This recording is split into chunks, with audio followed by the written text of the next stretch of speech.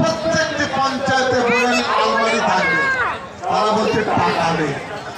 এমন সিদ্দিকুল্লাহ যদি এমএলএ সে জানে কমিশনে কত পয়সা এসেছে, সে জানে 50 কমিশনে কত টাকা আসছে, ওই কিন্তু কত খরচ, পয়সা খরচ, ওই অভাব আপনার কাছে এসেছে ওষুধ 10 মিনিট ওই খরচ।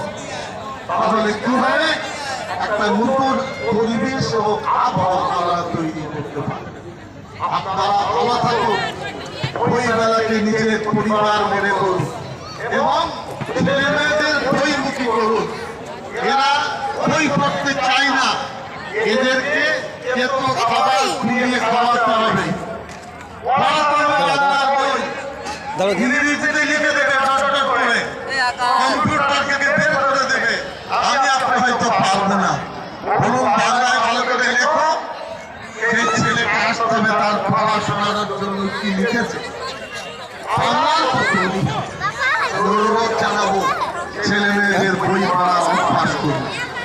আমাদের সারা রাজ্যের গ্রন্থাগারে 14টি ভাষার বই আছে।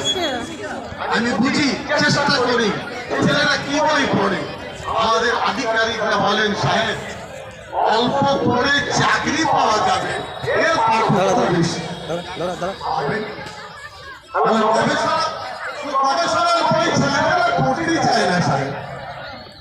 গবেষণা না করলে রানীগঞ্জের রানী পাওয়া যাবে, কলকাতাকে পাওয়া যাবে। স্বাধীনতা আন্দোলনে ইতিহাস নিয়ে যাবে, ইংরেজের আমাদের মাল দিচ্ছে, অন্যদের ইন্ডিয়া হাউস আছে। আমি অর্থনীতির কথা বলে যাচ্ছি আপনাদের সামনে, বেমানান বেফাস কথা বলার অভ্যাস আমার নেই। রাজত্বে করবেন, অন্যদের ইন্ডিয়া হাউসে 190 বছরের ইতিহাসে